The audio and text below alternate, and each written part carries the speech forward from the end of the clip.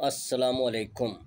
हज़रत बुल्ले शाह साहब फरमाते ने, असी जोगी इश्क हजूर दे साडा बहुता औखा रोग। असी जोगी इश्क हजूर दे साडा बहुता औखा जोग।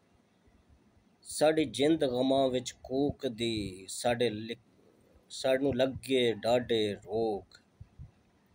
साडी जिंद गमां विच कूकदी सानू लगे डाढे रोग। किवें पैरी घुंघरू बन्नीए सानू नच्चन दा नहीं चज। किवें पैरी घुंघरू बन्नीए सानू नच्चन दा नहीं चज। साडा यार मना दे मुर्शदा तू रखी साडी लज।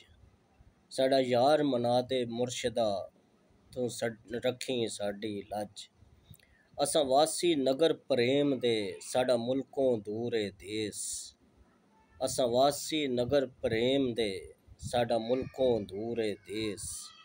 असां अपनी मैनू मारिया असां जोगी बदलिया भेस। असां अपनी मैनू मारिया असां जोगी बदलिया भेस।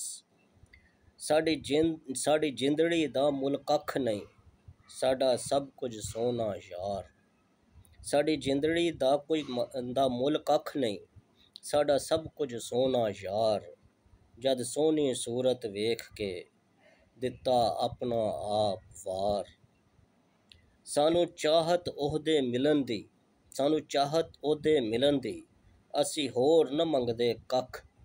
सानू चाहत ओहदे मिलन दी असी होर न मंगदे कख। असां रहना हर दम यार दा इक पल न रहना वख। असां रहना हर दम यार दा इक पल न रहना वख। असी जोगी इश्क हजूर दे साडा बहुता औखा जोग। वस्सलाम।